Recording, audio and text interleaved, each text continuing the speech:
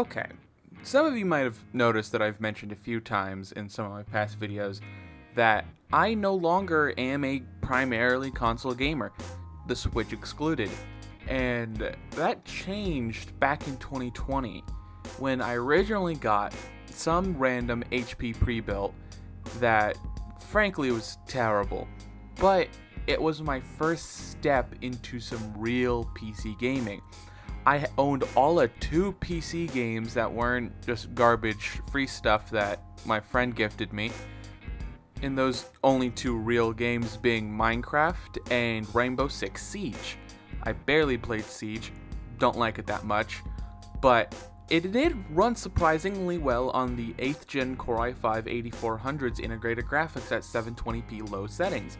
So I was able to actually play like a real game. In Minecraft, ran well enough at on 1080p normal details, like 10 chunks. It was able to run at like Minecraft. I couldn't really complain.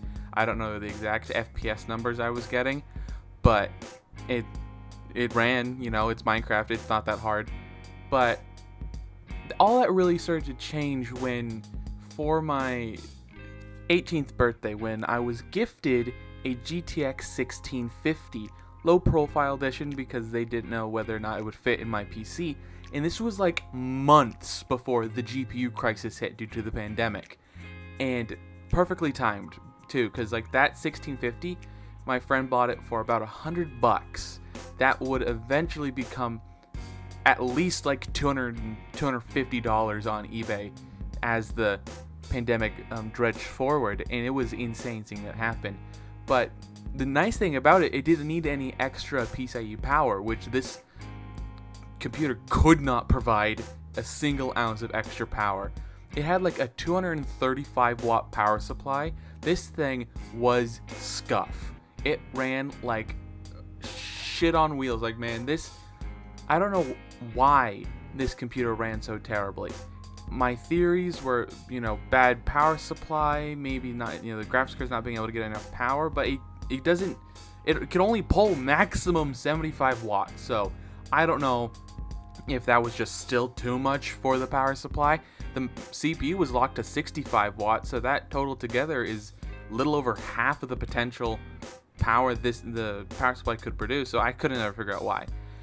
Well, I sort of did eventually, but it was just such a big, new beginning. A 1650 was I would say more powerful than the generation, Xbox One and PS4 consoles at the time. It was 1080p, 60 FPS in most games I ever wanted to play, and it served me well for a good few years.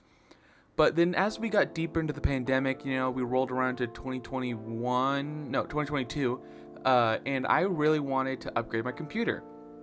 We were still peak pandemic pricing, not necessarily peak, but we're like on the tail end, so it was still very much expensive, but we were slowly noticing cheaper prices finally, and I was able to snag a GTX 1080 for my computer for $100 flat off of Facebook Marketplace, and still to this day one of my best deals I ever made. It was fantastic. And for my birthday, I negotiated with my parents to go halvesies on buying me a new CPU, motherboard, combo thing. At the time, 12th gen just came out, I think, or it was just before 13th generation came out. So they were like that weird in between time where there were some good deals. So I was able to get a 12600K with 32 gigabytes of RAM on an MSI B660 Pro motherboard, and it was a great combo. The whole shebang was like $300 something, and I'm like, that's a good deal. And I thought about going AMD, but because the AM5 was just sort of came out, or about to come out, I didn't want to jump into the base, the floor of the next generation of AMD stuff. And I did at least know for some semblance of a good idea that the B660 motherboard I was getting would support 13th generation when it came out, because Intel always usually does about 2 generations per chipset.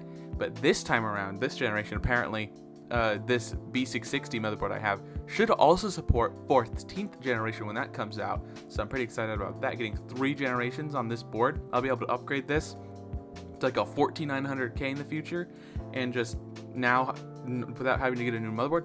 That's awesome. But putting that together was truly the next level of improvement, because though I went back a generation with my graphics card, going back to 10 series, it was a substantially higher up the product stack. So though my 1660 was newer, not my 1650 was a lot newer than my 1080, it outperformed it by leagues and bounds. You know, having the extra 4 gigs of VRAM made playing games like Cyberpunk, possible. It made playing so many games just so much nicer. Being able to play Minecraft with those high-end shaders, and it just was just a market, leaps and bounds improvement over my setup at the time. And I mainly made this transition because I saw the next generation of consoles come out, PS5 and Xbox Series X, and I just didn't see any compelling reason to carry on anymore. I was sick of all of the bullshit, with all the, at the time, there was just some really bad games with a bunch of poor performance, and how cheap at the time.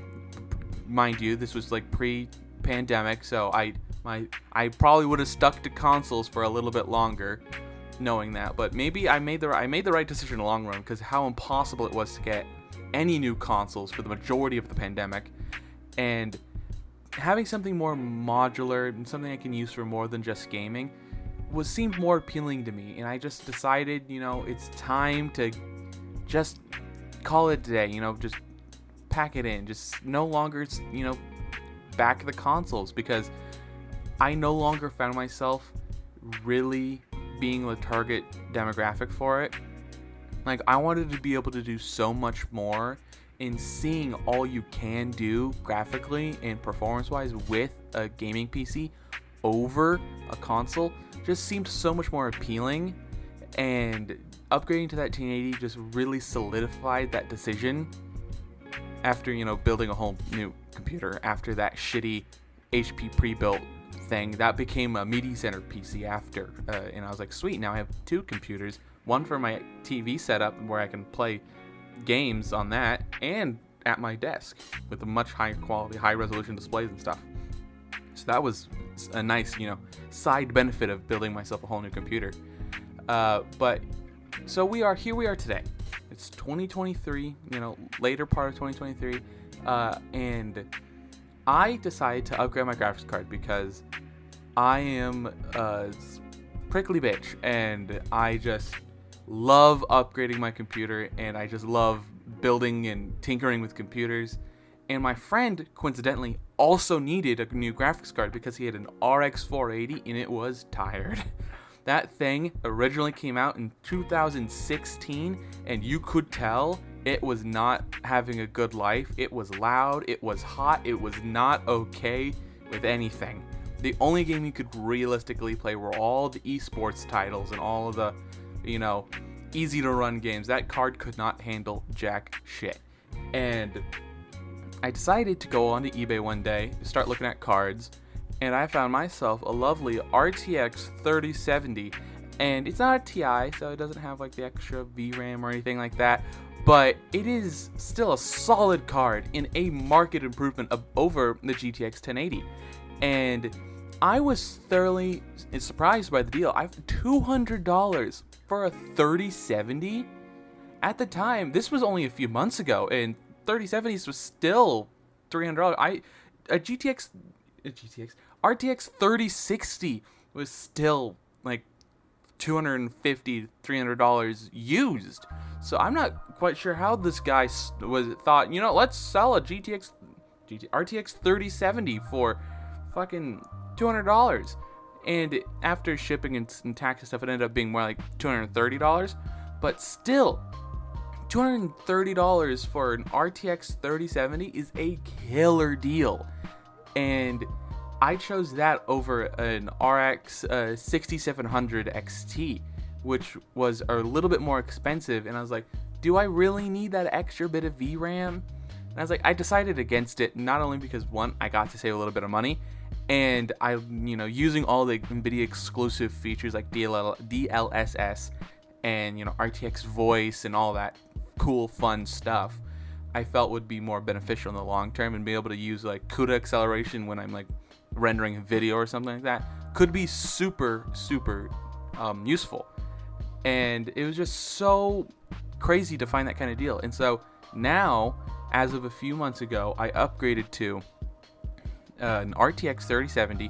Then I sold that GTX 1080 to my buddy, who was also, needing a graphics card because his RX 480 was just tired. And I sold to him for the same price because I didn't want to make any money off it. He's my friend. You know what? You get to have a good deal too. And it was so nice being able to help a buddy out like that, and just seeing him be so excited about being able to truly get into PC gaming, because he too decided to give up on console gaming because he just could no longer justify the price of these new consoles when he could just go onto the internet and buy a used graphics card that should, eventually, as time goes on, catch up to the performance of these new consoles. And I have a video coming out next week about building a console competing PC under $500, and like all this modularity and be able to customize it is truly why I switched to gaming on PC, because consoles are just so limited and they're constantly going to be always lessening the performance as games get more intensive. The performance on console will always start going down. Like a couple of the games like Back 4 Blood, on its box advertised 60 FPS gameplay. That fucker barely runs at 30.